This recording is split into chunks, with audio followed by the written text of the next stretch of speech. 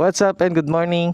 For today's vlog, CBR 650R naman yung gagamitin natin para pakiramdaman sa vlog na to. So, nakagamit na tayo before ng CB650R. Ito naman po yung sports touring version nun. Sports touring kasi hindi pa siya ganun kasubsob. Pagka kasi sports, medyo nakaganyan na tayo. Katulad nung ginamit natin last time na CX6R. Ang height ko is 5'10", 5'11", 60 kilos, 33-inch inseam or 82 cm. Ito ang stock seat height ng Honda CBR 650R. Medyo bended yung knees, flat foot na flat foot. Parang mas magaan kay 6R or same lang. Tapos sa dash, parang mas malaki yung dash ni 6R. Or nag-expect lang ako na bulky yung CBR 650R. Ito nga pala yung sound niya. Wow! Underbelly pa. Cold start pa lang to. Mamaya rev natin konti. Shoutout nga pala sa utol ni YRB na may-ari po ng motor na to, si Boss Nathan. Maraming salamat sa pagpapahiram ng iyong bike at sa tiwala. Ingatan po natin to. At para po sa ating mga audience na nanonood, wag po tayo basta-basta manghihiram ng motor. Ito po ay in-offer sa atin dahil tayo po ay nagbablog. Pero kahit tayo po ay nagbablog, minsan ay tumatanggi pa rin po tayo. Dahil syempre hindi naman po basta-basta yung mga motor na to. And yun, maraming salamat ulit kay YRB. Enjoy tayo dito sa vlog natin sa CBR 650R. Mas solid sa feeling, tignan yung 6R. Pero pogi rin na ito CBR, grabe. Ang sport dito sa display no, naiwan. Sabay tayo, cold start ng CBR 650R at CX6R.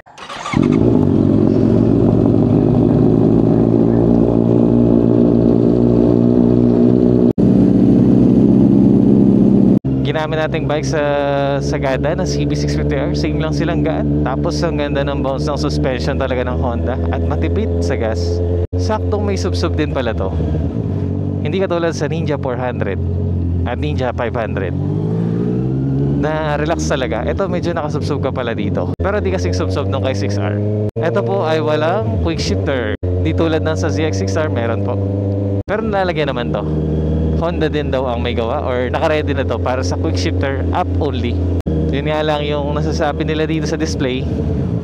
Parang naiwan pa no. Kamusta ba sa inyo yung display? Pero may bago naman na ito, TFT display na. Baka doon eh maganda na. Pero dito okay naman na. Buti na lang pinalitan na rin yung side mirror or stock pa to. Kasi mas pogi, matulis. Welcome to Acros City. Papahangin muna tayo or magpakarga na rin tayo dito.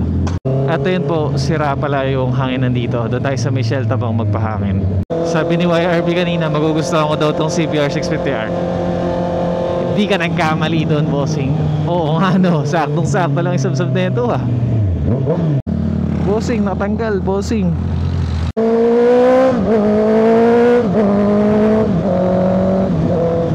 At doon, napagtanto kong mabibrate nga ang CBR at CB650R ano. Hindi tayo gano'n na-vibratean sa 6R. Ang vibrate nga no, CB at CBR. Inline 4 na may vibrate. Pero okay lang naman. Or di pa rin kasing lalanong sa mga inline 1, inline 2 cylinder.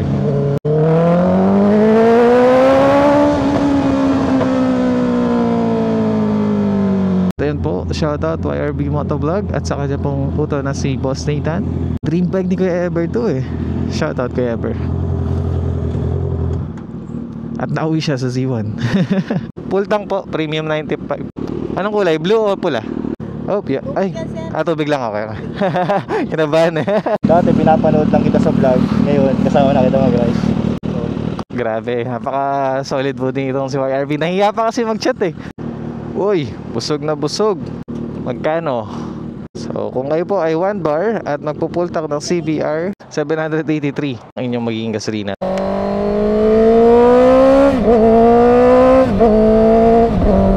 Galing ano? Dati pag tinatanong ako, tinatanggihan ko sila, hindi na mabibrate CB. Mas mabibrate pa rin inline 2 cylinder, gano'n, 1 cylinder. Pero para sa inline 4, no, ba't nga pa mabibrate si CB? Pero hindi naman siya big deal, hindi naman siya major issue. Papansin mo lang. Pero kahit part na may vibrate. Ang ganda ng agility ng bike, ang ganda ng position natin. Ramdam mo pa rin palang nasa sport bike ka. At ganda ng suspension. At yes, yung tunog nandun. Grabe, ganda ng tunog.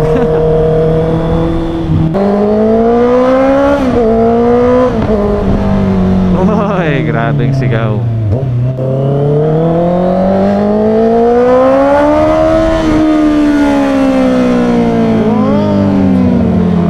Grabe namang gausi-gausi yun. Di pa man po natin siya namimit. Uy, wow, 2.5.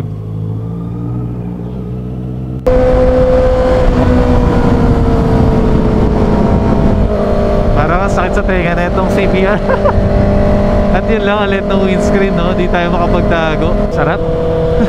Enjoy, enjoy. Base, galing tayo ng Z900, Z1000, tapos ZX-10R, all Kawasaki bikes. At Triumph bike na Street Triple. Shoutout na Ligay Paul. Ang nag-feel ko sa shifting na itong CBR na ito ay parang matigas. Pero yung CB650R nung sa Auto Garage, parang hindi naman ganun matigas. Siguro sa adjustment. Kasi konting bitaw ko lang ng clutch, umaandar na agad yung motor. Sa adjustment lang siguro ng clutch, kaya parang matigas yung tapak at sungkit. Kaya hindi na ako nag-shift. Biniga ko na lang yung 6 gear. Oh, boss YRB. Hindi ko masulit yung pagyungo ko dito kay CBR kasi left din ang visor pero nakatulong naman. Air go of the bike, ulitin lang natin. Hindi naman pala siya sports touring na relax katulad ng sa Ninja 400 at Ninja 500. Medyo subsub ka rin pala dito. Hindi lang talaga sobrang subsub. But at the same time, pwede ka rin naman mag-relax. Relax din naman position niya. Uy, bossy. Pogi naman yan. Power of the bike. Mabilis. Pero torque, wala masyado kasi high RPM din itong bike na to. Talagang screamer din. Ay, 14,000 RPM. Pero syempre, iba yung screamer ng 6R, 16,000 RPM. Pero hiyaw din to. Torque, sa umpisa, yes, ma-torque to. Pero pagka nakuha mo na yung RPM niya dahil linear, wala na yung torque na yun, no? Yung power, hinihintay mo na lang. Ayun, no? Unlike nung sa last vlog, Z900, ito 100 takbo din ito, same, pero di ganun kasing lakas. Bakit ba natin yun napapansin? Para lang to sa mga beginner na takot sa power ng bike, basta tumatakbo na kayo 100 sa expressway, yung 6 gear nyo hindi naman na okay yung power para mabigla-bigla kayo. Medyo masakit sa part na hindi ako makatingkayan, nakangawit yung pa ako kasi na-testing tayo na naka-rear set na sport bike. Masarap yung nakatingkayan yung pa kaysa sa relax na pa sa ganitong postura na medyo nakasubsub tayo sa bike.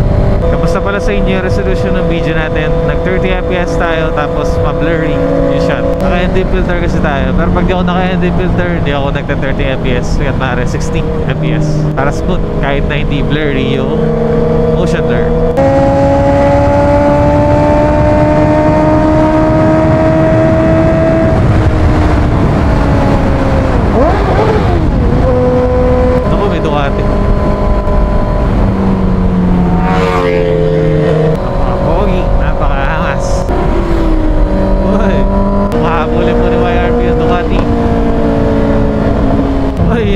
Cruise control.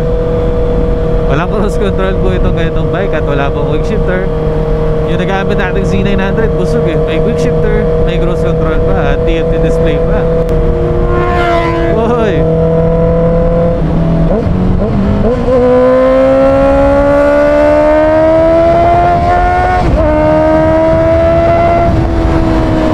Kamusta po sa inyo yung sound ni CBR 650R? SC Project can't delete. Katunog din ni Jonathan no? Sa ginamit natin sa Sagada. Mabalik lang po tayo sa owner nitong si Boss Nathan. Siya pa lang po ata yung first time natin na mahiraman ng motor or magpahiram ng motor na hindi pa natin na-meet in person, pero mas una pa natin ma-meet or magamit yung bike niya. Grabe, ang solid po ni YRB na kapatid niya po at siya rin po si Boss Nathan. Maraming salamat sa tiwala at napakaganda na itong bike mo, bossing.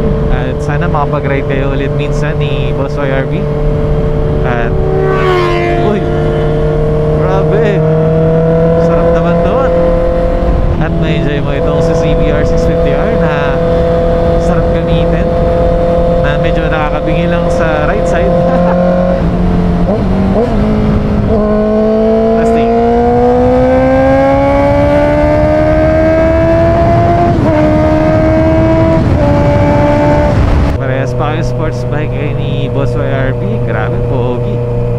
Marx Brothers.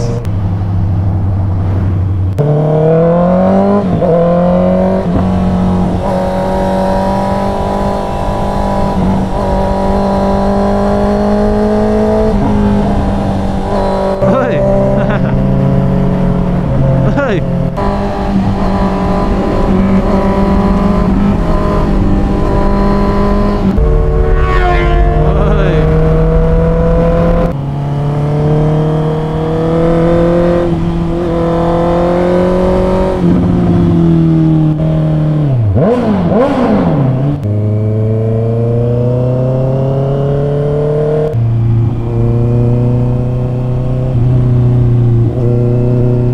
Ganda gamitin ng bike na to, sarap.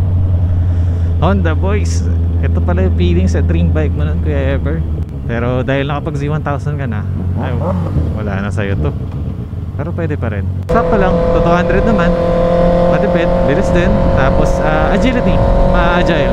Yeah, 17.8 kml ang ating gas consumption sa ganung wall-wall na takbuhan. At ayun, sorry boss, hindi ko na late kami. 8 AM na. Oh no. At ito na po. Makakarinig tayo ng ZX-R bomba at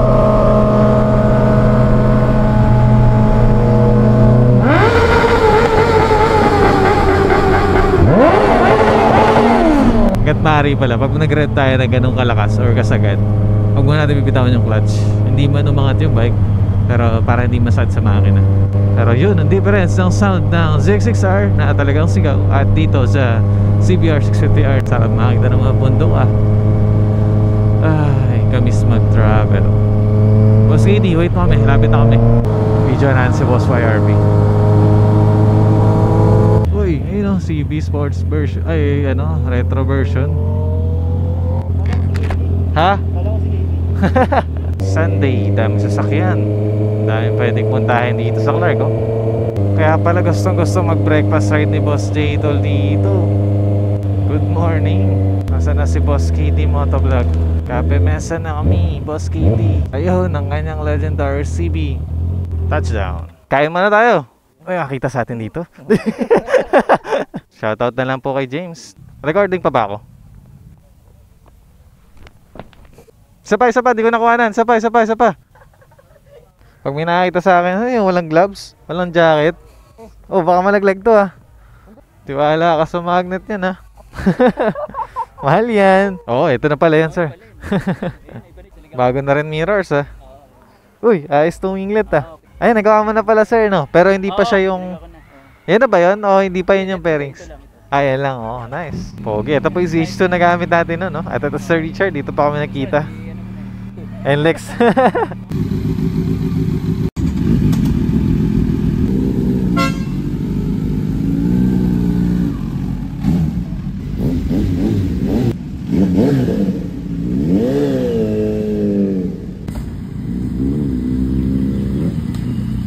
Thank you, sir. Ingat.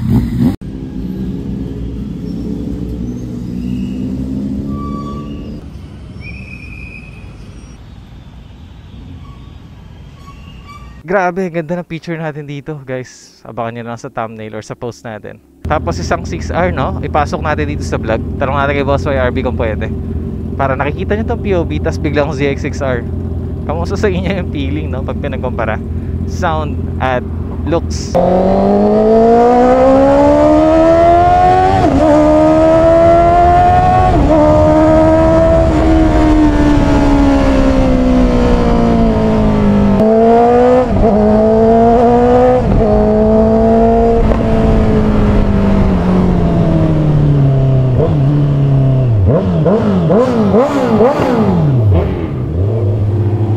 Ayan ito po yung CB 650R na gamit natin. Uy! Uy! Ayan na po.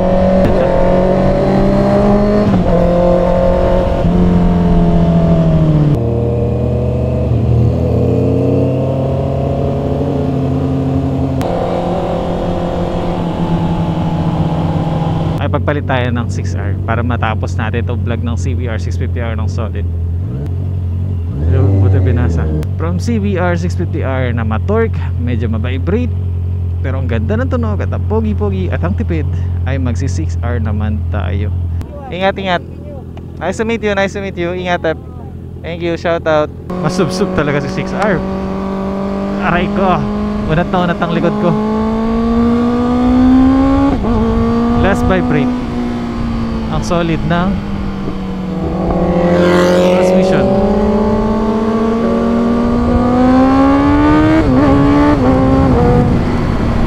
Kamusta? From CBR 650R, naka 6R naman tayo. Anong feeling? Ganito pala feeling ni Boss KD Motovlog pag uuwi na. Parang ang tigas ng gulong ni Boss YRP sa ano harap ah.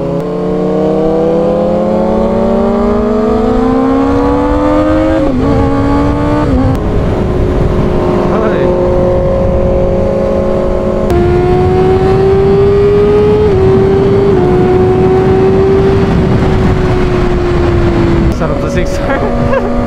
Hindi ako nababibratean kay 6R. Meron din pala doon sa handlebar, pero parang mas maiinda mo yung kay CBR na hindi nyo pansinin yung masyadong vibrate na yan, guys. Pag nakatry lang kayo ng less vibrate na motor, doon nyo lang siyang papansin. Pero kung galing kayo ng single cylinder, okay lang naman.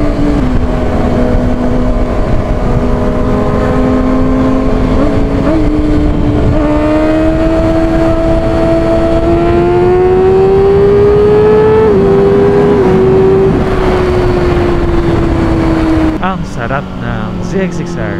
Ang luwas na to, boss. Pang LU na tong luwas. Maganda, bossing. Pwede, pwede. What the? Tulis talaga ng 6R. Anong mas gusto nyo?